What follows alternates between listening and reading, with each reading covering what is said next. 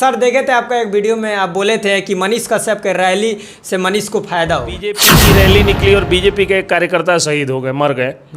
तो आप कहिए कि बीजेपी जब जब रैली निकालती है बीजेपी को घाटा कर रहे हैं कि सर फेसबुक या वकील है और आगे कुछ भी बोलेगा FIR हो जाएगा और कोई जो है उनके विपक्ष में रैली निकालेगा तो हत्या हो जाएगी। तो हम क्या करें, चूड़ी पहन के घर में। मदुरई में आपको जानकारी के लिए मैं बता दूं आपको कि मदुरई में 2 मामलों में बेल मिल चुका है मनीष कश्यप। जो लोग कहते हैं उनके पूरे खानदान में जितनी डिग्री नहीं होगी उससे ज़्यादा मेरे पास है और एक एक डिग्री मेरी ओरिजिनल है। उनके नेता की तरह नौवा फेल मैं नहीं। नमस्कार, मेरा नाम राहुल राज है और आज हमारे साथ फिर मौजूद हैं SK पंकज सर और इनसे हम बात करेंगे। हालांकि मनीष कश्यप को लेकर इनका एक वीडियो हम देखे थे, एक चैनल पे बयान दिए थे कि मनीष कश्यप के रैली से मनीष कश्यप को फ़ायदा होने वाला है। इन्हीं से हम बात करेंगे। सर सबसे पहले तो आपको स्वागत है हमारे चैनल। बहुत बहुत धन्यवाद राहुल जी, और मेरा परिचय भी दे दीजिए, मैं क्या करता हूँ वो दर्शकों को अपने बता दीजिए, उसके बाद मैं बताया। सर एक वकील हैं और साथ में पत्रकारिता भी करते हैं, तो सर से अभी हम बात करेंगे। समझिए कि सर अभी वकील हैं, पत्रकारिता नहीं कर रहे हैं। सर देखे थे आपका एक वीडियो में, आप बोले थे कि मनीष कश्यप के रैली से मनीष को फ़ायदा होगा। कहाँ सर फायदा? हाँ सही बात है, फ़ायदा होता है जब अभी तो बेल फाइल हुआ नहीं, आज हम लोग बात कर रहे हैं ना, आज पटना में बेल फाइल हुआ होगा।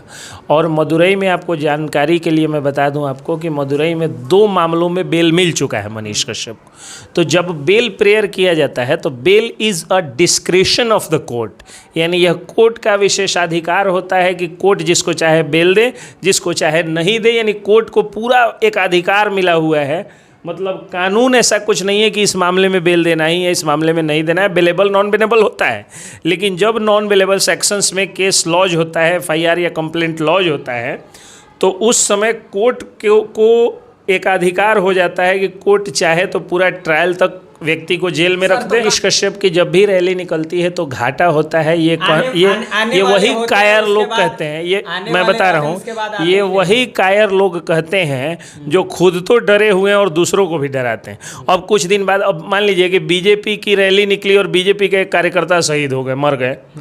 तो आप कहिए कि बीजेपी जब जब रैली निकालती है बीजेपी को घाटा हो जाता है। उनके सांसद पिटा गए, उनके विधायक पिटा गए, महिलाएं पिटा गई, सांसद का सिर फट गया, बुजुर्गों को जो है वो दौड़ा दौड़ा करके और पटक पटक के मारा गया, गिरे थे तब भी लाठियां बरस रही थी, आंसू गैस का गोला जैसे कि आतंकवादी हो उस तरह बीजेपी के कार्यकर्ताओं पर छोड़ा गया।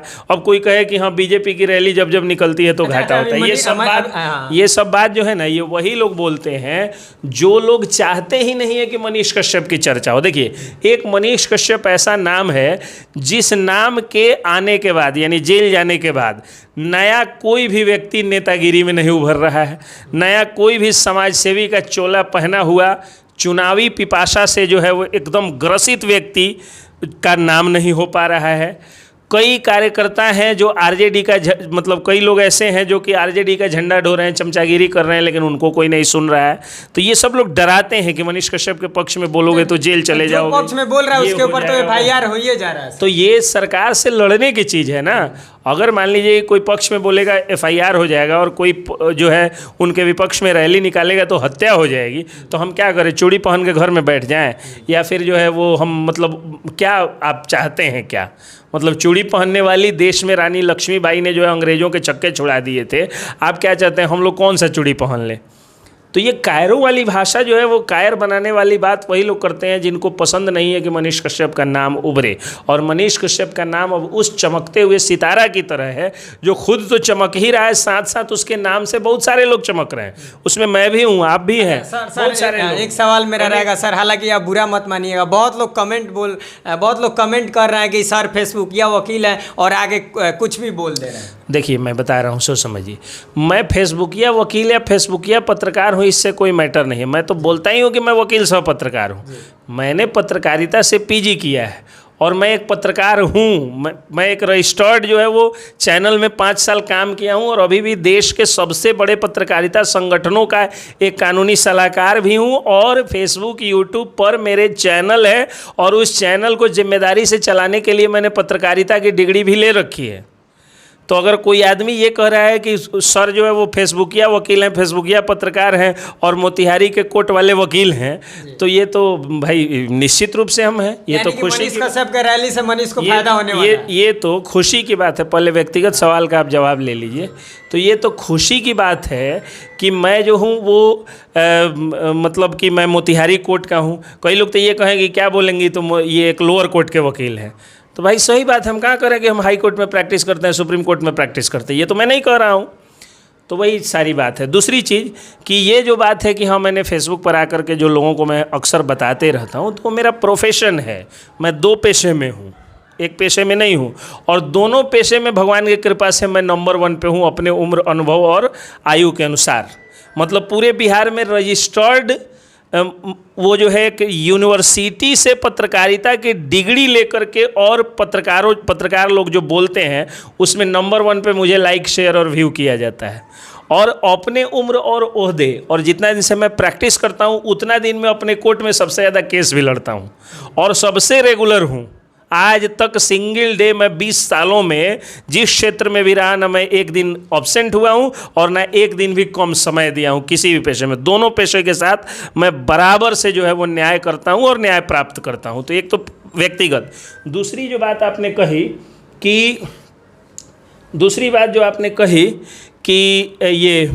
कि मनीष कश्यप को रैलियों से लाभ मिलेगा कि नहीं, तो मैंने तो बताया कि मदुरई के 2 मामले में उनको बेल मिल गया। यानी कहीं ना कहीं मनीष कश्यप के समर्थकों के लिए खुशी का बात है। खुशी की बात है। और 2 मामलों में बेल मिला है, तो जिसका क्रिमिनल एंटीसीडेंट्स इतना ज़्यादा हो और जिस पर एनए से लगा हो उसको बेल मिल गया, इसका मतलब आप मतलब समझते हैं?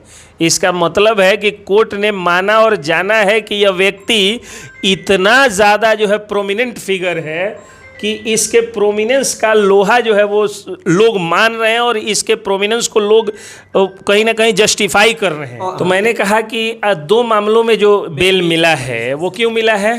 क्योंकि जिसके पास इतना क्रिमिनल एंटीसीडेंट्स हो, यानी क्रिमिनल केसेस बहुत सारे दर्ज हों और कई सारे एफआईआर, लगभग 1 दर्जन एफआईआर दर्ज हों, एनए से लगा हो, उस व्यक्ति को यही आधार पे बेल मिला होगा ना कि समाज इस व्यक्ति को प्रतिष्ठित मानता है।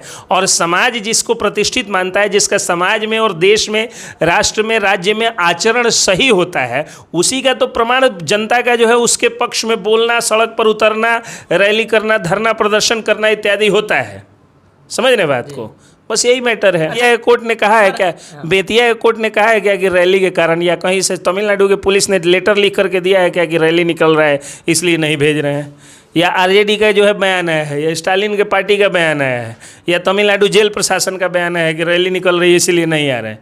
अपने मन से लोगों को जो कुछ भी सोच। अभी आपने कहा कि लोग कहते हैं कि फेसबुकिया वकील हैं, जो लोग कहते हैं उनके पूरे खानदान में जितनी डिग्री नहीं होगी उससे ज़्यादा मेरे पास है, और एक डिग्री मेरी ओरिजिनल है। उनके नेता की तरह 9वां फेल मैं नहीं हूँ, ठीक है? तो कहने का मतलब ये है वो लोग उनके पार्टी के पूरे नेता, जिसको नेता मानते हैं, उनके पूरे खानदान का व्यक्ति आके एसके पंकज से डिबेट कर ले कानून पर, सामाजिकता पर या किसी विषय पर। अगर मैं जो है वो डिबेट में हार जाऊंगा लिखित में या मौखिक रूप से किसी तरह, तो मैं कह दूंगा। तो ये लोग कुछ भी बोलते हैं। ये लोग तो मनीष कश्यप को अभी से जज बन के आतंकवादी भी बना दिए। तो अब इस तरह के बकवास लोगों के आप सुनिए ही मत। मैं कभी सुनता ही नहीं हूँ। आज पहली बार मैं आपके मुंह से सुना हो कि मुझे या किसी और, वो छोड़िए। मैं कमेंट पढ़ने, हम आपको कह भी नहीं रहे, कमेंट पढ़ने का या इस तरह के सवाल का जो है वो हम लोगों के पास टाइम ही नहीं है। जो आदमी 2 पेशा में होता है उस आदमी को जो है वो सोने खाने के अलावा और कुछ दिखता नहीं है। तो हम लोगों के पास इतना टाइम ही नहीं है कि कौन क्या कहता है उसको सोचे सुने। लेकिन अगर कोई व्यक्ति ये कह रहा है कि रैली निकल जा रही है इसलिए मनीष कश्यप पर मुसीबत बन रहा है, तो हो सकता है कि वो व्यक्ति खाना खा रहा है इसलिए मनीष कश्यप पर मुसीबत आ रही है। हो सकता है मैं कहूँगा कि वो व्यक्ति जो है वो आके बकवास कर रहा है इसीलिए तेजस्वी यादव पर चार्जशीट हो जा रहा है। तो अपने मन से कोई कुछ कहे, जब तक, देखिए एक बात आपको मैं बता रहा हूँ, आप छोटे भाई हैं, एक दर्शक को आपके बता रहा हूँ कि 2 चीज़ें होती है, एविडेंस और रेफरेंस। जब तक आपको रेफरेंस और एविडेंस नहीं मिले कोई भी बात नहीं बोलना चाहिए।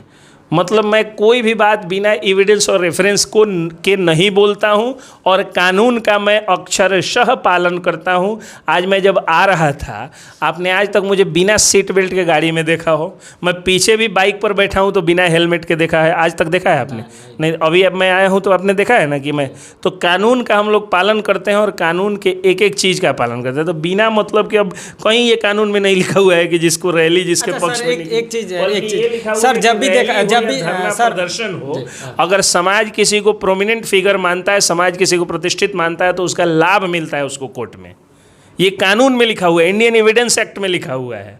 तो इंडियन एविडेंस एक्ट से जो ज़्यादा जानकार है, अब जिनके नेता नौवा फेल हो, जाहिल हो, गंवार हो, वो कुछ भी बोल सकते हैं, उनकी बात नहीं करिए। चलिए, धन्यवाद सर। वेलकम।